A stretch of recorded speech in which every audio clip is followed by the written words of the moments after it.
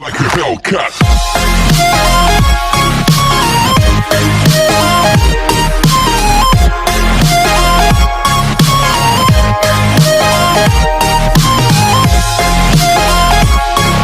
Welcome to my channel Afsar tech. साथियों, आज मैं आपको स्कूल से संबंधित जो एमडीएम का खाता होता है उस खाते को किस तरह से हम एंट्रीज़ के रेस्पेक्ट में मेंटेन करें और किस तरह से अपने खाते की क्लोजिंग डे बाय डे देखें, तो उसके लिए एक मैंने ओपन फाइल तैयार की गई है। ये ओपन फाइल आपको मेरे डिस्क्रिप्शन बॉक्स में मिल जाएगी। तो देखिए साथियों, आपके सामने एक मेरा फॉर्मेट दिख रहा होगा। इस फॉर्मेट में एमडीएम बैंक अकाउंट का फॉर्मेट है ये। इसमें मैंने क्या कर रखा है, वन साइड मैंने डेबिट अमाउंट डाल रखी है और राइट साइड मैंने क्रेडिट अमाउंट डाल रखी है। उसके सारे खाते जो हैं, लेजर जो हैं, हमको यहाँ पर दिख पा रहे हैं। और साथ ही साथ जब आप इसमें एंट्री चढ़ाते जाएंगे तो आपको बीच में यहाँ पे आपका क्लोजिंग बैलेंस या करंट बैलेंस भी दिखता चला जाएगा। दूसरी इसकी एक खासियत और ये है कि जब हम एंट्री चढ़ाएंगे, अपनी एंट्री चढ़ाने पर जो इस साइड जो दिख रहा है आपको, ये वाला पोर्शन लेफ़्ट साइड, यहाँ पर जो दिख रहा है डेबिट अमाउंट है, जो अमाउंट आपकी खर्च हो रही है, किस खाते में कितनी खर्च हो रही है, वो यहाँ पर आप देख पाएंगे। यहाँ पर हर लेज़र का नाम भी मैंने इनबिल्ड कर दिया है। दूसरा ये है कि आपने अपने खाते में कितनी अमाउंट रिसीव्ड की है वो यहाँ पर देखिए राइट साइड में मैंने मेंशन कर दिया है, और किस लेज़र में किस खाते में कितनी अमाउंट आई है वो ऑटोमेटिक आपको यहाँ पर आती हुई दिख जाएगी। थर्ड पोर्शन जो है इसका वो ये है कि मैंने हर लेज़र की क्लोजिंग दिखा दी है कि हर लेज़र मीन्स हर खाते में, हर मद में आपका किस मद में कितना कितना पैसा आया है, टोटल अमाउंट यहाँ पर आपको दिखती रहेगी। यहाँ पर आपको उसकी क्लोजिंग दिख जाएगी। यहाँ पर जो अमाउंट दिखेगी वो अमाउंट दिखेगी कि आपके पास सपोज करिए कि सैलरी में कुछ पैसा आया, सैलरी में कुछ पैसा आया और उसमें से आपने कुछ खर्च भी कर दिया। खर्च करने के बाद जो रिमेनिंग अमाउंट है, जो उस लेज़र की क्लोजिंग है, वो क्लोजिंग यहाँ दिखाएगा। लेकिन जो आपका लेफ़्ट साइड में ये एक सैलरी का लेज़र दिख रहा है, यहाँ पर जो सैलरी में दिखाएगा वो अमाउंट दिखाएगा जो टोटल ओवरऑल आपकी आई हुई है, और इस साइड में ये वो अमाउंट दिखाएगा जो ओवरऑल आपने सैलरी के अकाउंट से खर्च की है, और यहाँ पर वो अमाउंट दिखाएगा जो आपकी आने के बाद और खर्च करने के बाद जो रिमेनिंग है, मीन्स उस लेज़र की जो क्लोजिंग है वो दिखाएगा। हमारे बीच वाले जो फॉर्मेट बना रखा मैंने पिंक कलर का, इसमें देखिए साथियों, इस समय क्योंकि मैंने अभी कोई भी एंट्री नहीं चढ़ा रखी है तो यहाँ पे क्या दिखा रहा है, क्लोजिंग करंट बैलेंस क्या दिखा रहा है, हमारे एमडीएम के खाते का यहाँ पर 0 दिखा रहा है। ये एमडीएम का अकाउंट है। अब जैसे ही मैं नीचे जाता हूँ थोड़ा, देखिएगा आप, मैंने एक फॉर्मेट क्रिएट कर रखा है। साथियों देखो, ये मेरा नंबर है। अगर किसी को कोई क्वेरी हो तो आप लोग मेरे व्हाट्सअप नंबर पर मुझसे पूछ सकते हैं, जो भी आपको इससे संबंधित पूछना है। अब मैं थोड़ा नीचे आता हूँ तो मैंने एक टेबल क्रिएट कर रखी है। देखिए टेबल क्रिएट क्या कर रखी है, पहला क्या है, यहाँ पे सीरियल नंबर है, दूसरा है यहाँ पर आपका डे, फिर डेट, अकाउंट का नाम, अकाउंट में उस पर्टिकुलर डेबिट हुई है या क्रेडिट हुई है अमाउंट, उसका मोड क्या था, पेमेंट का मोड क्या था, किस रेस्पेक्ट में पेमेंट आई थी, कैश के रेस्पेक्ट में आई थी या चेक के रेस्पेक्ट में आई थी या कैश के बैंक के रेस्पेक्ट में आई थी, और आपने अगर किसी को चेक दिया तो उसका चेक नंबर क्या आप यहाँ पे फिट कर पाएंगे। नरेशन, आपने अगर कोई नरेशन देनी है, अपनी हिंट देनी है कोई याद करने के लिए उस ट्रांजेक्शन से संबंधित, तो आप यहाँ पर दे सकते हैं। मैंने एक आगे एक ऑप्शन दे रखा अदर का, अदर में भी आप कुछ ना कुछ यहाँ पर फीड कर सकते हैं। एक इसकी खासियत ये है कि अगर मैं देखो यहाँ पे इसको क्या कर देता हूँ, इसको मैं क्लियर कर देता हूँ, ठीक है। तो आपने सीरियल नंबर भी नहीं डालना, ना ही आपने डे डालना है। जैसे ही मैं डेट डालूंगा ऑटोमेटिक क्या करेगा, उसका डेट डालने पर ऑटोमेटिक डे भी दिखा देगा, दिन, और सीरियल नंबर भी ऑटोमेटिक वो उसका लेता रहेगा। आप देख रहे होंगे कि आपको सिर्फ यहाँ पर क्या दिख रहा है, सिर्फ 4 या 5 ही रो दिख रही हैं। तो आपका एक सवाल ये भी रहेगा यहाँ पर कि हमें इसमें पूरे साल एंट्री करनी है, पूरे साल एंट्री करनी है, और एंट्री सिर्फ 4 ही एंट्री नहीं होंगी, और भी बहुत ज़्यादा एंट्री होंगी इसमें। एक साल में लगभग 20, 30, 40, 50 एंट्री भी हमारी हो सकती हैं। तो इस फॉर्मेट की खासियत ये है, इस प्रोग्राम की खासियत ये है कि आपकी एंट्री जब करते जाएंगे तो ऑटोमेटिकली ये डिज़ाइन आपका क्रिएट होता रहेगा, टेबल का यही डिज़ाइन आपका क्रिएट होता रहेगा। चलिए हम कुछ एंट्री यहाँ पर फिल करते हैं। सपोज कीजिए यहाँ पर आपने कोई एंट्री फिल की, इसकी एक खासियत और मैं आपको दिखा पाऊँगा। पहले मैं यहाँ पर एक डेट डाल देता हूँ। डेट मैंने डाल दी यहाँ पर। सपोज कीजिए आपकी जो डेट है वो ये है कि 1 अप्रैल, यानी कि यहाँ पर आप पहले मंथ डालेंगे 1 अप्रैल 2020, आपने ये डाला, देन यहाँ से एंटर किया। तो इसकी एक खासियत ये दिखी हमको कि यहाँ पर संडे, सैटरडे और क्या आ रहा है आपका सीरियल नंबर ऑटोमेटिक आ रहा है। और दूसरा यहाँ पे इसमें ये प्रोग्रामिंग कर रखी है हमने कि जब अकाउंट पर जाएंगे हम तो यहाँ पर आपको एक ड्रॉप डाउन लिस्ट दिखाएगा। इस ड्रॉप डाउन लिस्ट में जो हमारे एमडीएम से संबंधित जितने भी लेज़र होते हैं वो मैंने यहाँ पर सब इनबिल्ड कर रखे हैं। देखिए जैसे इस पर टैप करेंगे तो यहाँ पर क्या आएगा, आपका कुकिंग कॉस्ट भी आ रहा है, सैलरी भी आ रहा है, कैश भी आ रहा है, बैंक भी आ रहा है, इंटरेस्ट भी आ रहा है, बोनस भी आ रहा है, nutrition, dress, crockery, arrear, freight और मिसलिनियस एक्सपेंसेस का भी मैंने एक अकाउंट यहाँ पर क्रिएट कर रखा है। अब आपकी ट्रांजैक्शन जिससे भी संबंधित है आप वो अकाउंट यहाँ से चूज कर लीजिए। सपोज कीजिए आपकी भोजन माताओं की सैलरी आई तो आपने यहाँ पे सैलरी पे टिक कर दिया। सैलरी पे टिक करने के बाद वो आई है क्योंकि आपके अकाउंट में क्रेडिट हुई है, तो क्रेडिट कितनी अमाउंट हुई है वो यहाँ पर हम क्या कर देंगे, फीड कर देंगे। सपोज कीजिए कि आपकी जो हुई है 4,000 रुपये, 4,000 रुपीज़ आपके आए हैं, 4,000 रुपीज़ आ गए।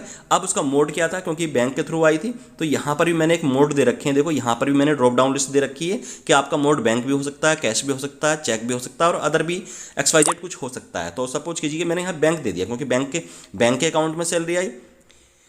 दूसरा वहाँ पर अगर ये तब यूज़ कर पाते हैं कि अगर हम किसी को पेमेंट कर रहे हैं, हमारा सैलरी का अकाउंट अगर डेबिट हो रहा है तो अगर हम अपनी भोजन माताओं को उनकी सैलरी दे रहे हैं तो चेक के थ्रू दे रहे हैं तो उस चेक का नंबर भी यहाँ पर फीड कर सकते हैं। लेकिन यहाँ पर नहीं करेंगे क्योंकि ये क्रेडिट अमाउंट हो रही है, हमारे खाते में पैसा आ रहा है।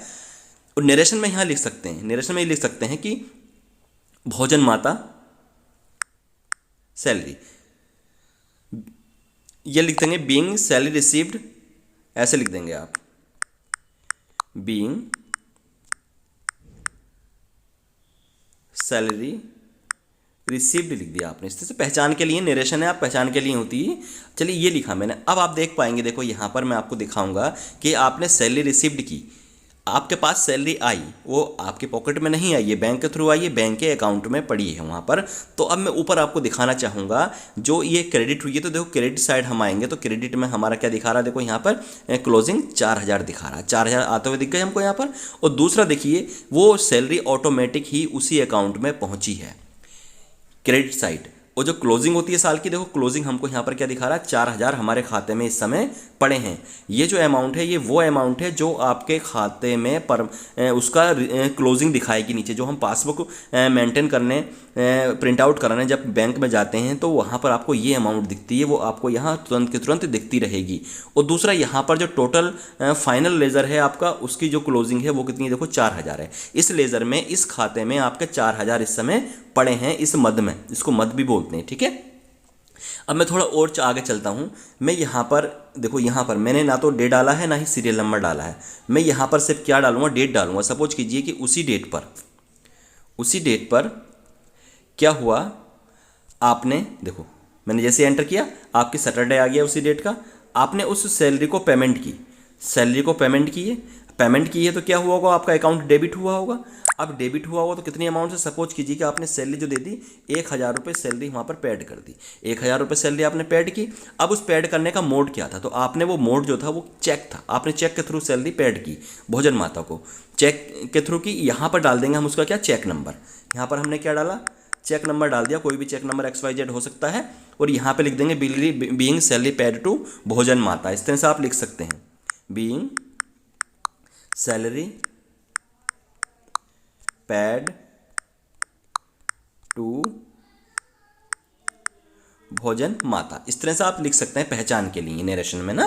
तो इस तरह से देखिए आपने क्या करा, 4,000 आपके अकाउंट में क्रेडिट हुए बैंक के अकाउंट में, MDM के अकाउंट में, और 1,000 आपने पेड कर दी। तो देखिए यहाँ पे क्लोजिंग देख पाएंगे हम, क्या क्लोजिंग आ रही होगी, आप खूब समझ पाएंगे। आपके सैलरी के अकाउंट में कितने बचे हैं, यहाँ पर 3,000 बचे हैं। देखिए वो 3,000 सैलरी के अकाउंट में टोटल अभी हमारे पास यही अमाउंट है और कोई अमाउंट हमने इसमें फीड नहीं की है। और यहाँ पर तो 4,000 दिखाएगा ही, लेकिन आप एक चीज़ देख पाएंगे कि यहाँ पर जो दिखा रहा है आपका सैलरी में देखो 1,000 दिखा रहा है, यहाँ से निकलते हुए दिखा रहा है, और इसका क्लोजिंग भी टोटल कितनी दिखा रहा है 1,000 पेमेंट हमने टोटल पेड की है और 4,000 पेमेंट हमारे खाते में आई है। और इस समय जो खाते में पड़े हैं हमारे बैंक के खाते में वो 3,000 रुपये पड़े हैं, क्योंकि अभी मैं एक ही मद में ट्रांजैक्शन दिखा रहा हूँ। ऐसे ही आप जब फीड करते जाएंगे तो ऑटोमेटिकली सारा का सारा ये आपको क्लोजिंग दिखाता चला जाएगा। चलिए साथियों, एक मैं यहाँ पर और लेता हूँ।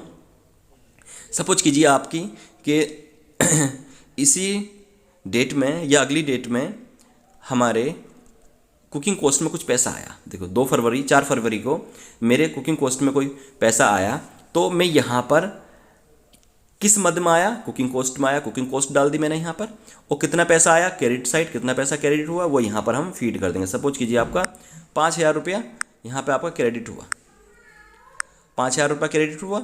अब किस में हुआ, बैंक में हुआ ना, तो यहाँ मैंने डाल दिया क्या, बैंक। ये प्रोग्राम बनाया हुआ प्रोग्राम है और यहाँ पे डिस्क्रिप्शन में आप कुछ भी डाल सकते हैं, तो इतना हमने डाल दिया। अब जब हम ऊपर आते हैं, देखिए क्रेडिट हुआ है तो किस खाते में हुआ है, आपका कुकिंग कॉस्ट में क्रेडिट हुआ है। कितना हुआ, 5,000 क्रेडिट हुआ आपका कुकिंग कॉस्ट में, तो ऑटोमेटिक यहाँ पर क्या आ गया, देखो 5,000 आ गया। अब इसके बाद यहाँ पर भी देखो 5,000 आया 5,000, क्योंकि अभी हमने खर्च नहीं किया है। आपके कुकिंग कॉस्ट के अकाउंट में अभी 5,000 रुपये पड़ा हुआ है। अगर हम इसमें खर्च कर देते तो सीधे वो खर्च करा हुआ पैसा कहाँ आ जाता, हमारा यहाँ कुकिंग कॉस्ट में डेबिट हो जाता। डेबिट होने के बाद ऑटोमेटिक क्या होता, वो यहाँ से क्या हो जाता, हमारा क्रेडिट हो जाता, और यहाँ क्या हो जाता, वो कम हो जाता।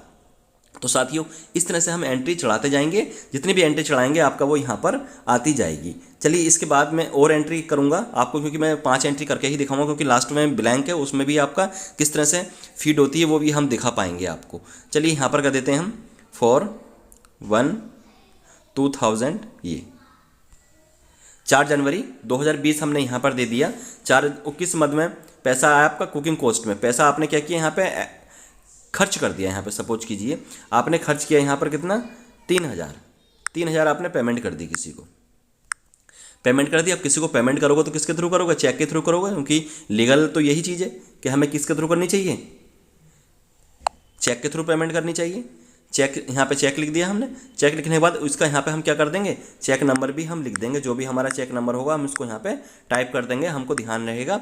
और नरेशन में आप लिख सकते हैं कि being cooking cost paid to mister this, यहाँ पे ठीक है ना, being cooking cost paid to, कोई भी हो सकता है मतलब वो, ठीक है ना, वहाँ पे इस तरह से हम इसको कर देंगे। करा। अब इसके बाद फिर हम आगे चलते हैं। इसकी खासियत हमको ये दिख रही है कि हमको सीरियल नंबर यहाँ पर फीड नहीं करना पड़ रहा। मैं यहाँ पे एक डेट और डाल देता हूँ कोई, चलिए मैं डेट डाल देता हूँ यहाँ पे 4 जनवरी 2020 डाल दिया मैंने, ओके करा, 4 जनवरी 2020 आ गया। अब ये कुकिंग कॉस्ट नहीं है। अब यहाँ पर सपोज कीजिए कि आपका इंटरेस्ट आ गया, बैंक में ब्याज भी आता है ना, बैंक में ब्याज आया, कितना आया, वो क्रेडिट होता है, आपको पता ही है। बैंक में आपका ब्याज सपोज कीजिए यहाँ पर आ गया 150 रुपये, ओके किया। अब वो किसके थ्रू आया, बैंक में तो आया, बैंक डाल दिया यहाँ पर, कोई नरेशन डालनी है तो डाल दीजिए। इतना करने के बाद देखिए आपको यहाँ पर पूरी की पूरी क्लोजिंग वहाँ पर ऑटोमेटिक देखो दिखती रहेगी। 3 खाते हमारे कुकिंग कॉस्ट, सैलरी और इंटरेस्ट चला है, उसकी क्लोजिंग वहाँ साथ साथ दिखा रहा है। अब इसके बाद यहाँ पर देखो, अब बात ये आती है कि मैंने आपको जो फॉर्मेट बना के दिखाया था वो कितना दिखाया था, सिर्फ 4 का ही दिखाया था, 4 या 5 एंट्री दिखाई मैंने वहाँ पर। अब जब हम आगे की ओर चढ़ाएंगे यहाँ पर एंट्री, तो देखिएगा आपकी रो का फॉर्मेट चेंज हो जाएगा। इस समय रो का फॉर्मेट क्या है आपका, वाइट है। मैं यहाँ पर डेट डाल देता हूँ, कोई भी डेट डालिए, देखिए आप इस तरह से ऑटोमेटिक क्या हुआ, उसका फॉर्मेट चेंज हुआ। यहाँ पर क्या करा आपने, कोई भी एक वो ले लिया, सपोज कीजिए आपका न्यूट्रिशन का पैसा आया है, कितना आया है वो यहाँ डाल देंगे हम। न्यूट्रिशन का पैसा आया आपका सपोज कीजिए कि 4,000 रुपया आया आपका, और किसके थ्रू आया, बैंक के थ्रू आया, बैंक डाल दिया आपने यहाँ पर। उसके बाद यहाँ पे नरेशन डाल सकते हैं, कुछ भी डालना चाहें, नहीं डालना आप मत डालिए। नरेशन क्या होती है, देखो नरेशन उस पर्टिकुलर एंट्री को लेकर याद ताज़ा करने के लिए होती है कि वो एंट्री किस रिस्पेक्ट में थी, क्योंकि पूरा का पूरा इन्फॉर्मेशन हम वहाँ दे नहीं पाते। चलिए इतना करा। देखो अब यहाँ पर हम देख पा रहे हैं, जैसे ही हम ऊपर आएंगे देखिए आपको साफ दिख जाएगा कि आपने जो खर्च किया है, जो आपका पैसा डेबिट हुआ है, सिर्फ एक कुकिंग कॉस्ट में हुआ और एक सैलरी में हुआ है। बाकी जितना भी पैसा आया है आपके पास, कुकिंग कॉस्ट, सैलरी, इंटरेस्ट और एक खाता और है नीचे शायद न्यूट्रिशन का, देखो न्यूट्रिशन में दिखा रहा है आपको यहाँ पर, तो वो सारा का सारा पैसा आपका इस समय वर्तमान में है। और देनदारी करने के बाद जो आपका बचा है, जो क्लोजिंग आपके खातों की है, कुकिंग कॉस्ट में इस समय आपके पास 2,000 रुपये पड़ा है। 2,000 रुपये ही आप खर्च कर सकते हैं कुकिंग कॉस्ट के मद से, और सैलरी से आप सिर्फ 3,000 रुपये ही खर्च कर सकते हैं। इंटरेस्ट क्योंकि हमें खर्च नहीं करना होता है, इसका हमें चालान देना होता है, चालान या चेक देना होता है, तो हमें हर महीने ये पता लगता रहेगा कि हमारा इंटरेस्ट कितना है, कितना हमारे पास है।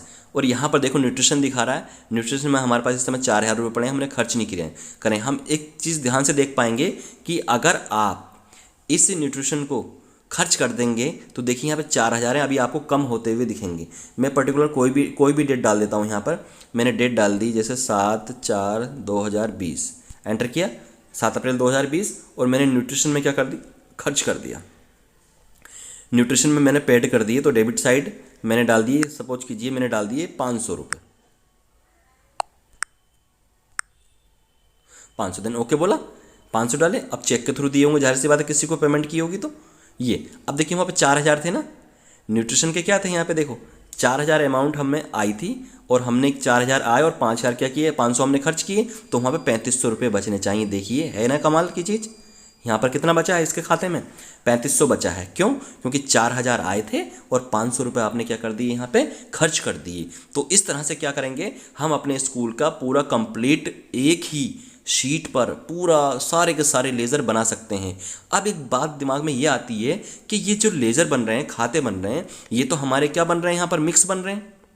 खाते क्या मिक्स है, हमें कभी प्रिंट आउट निकालना है तो कैसे निकालेंगे, तो मिक्स निकलेंगे। हमें पर्टिकुलर अलग अलग खाते का साल के अंत में प्रिंट आउट निकालना है, तो बहुत ही ईजी है।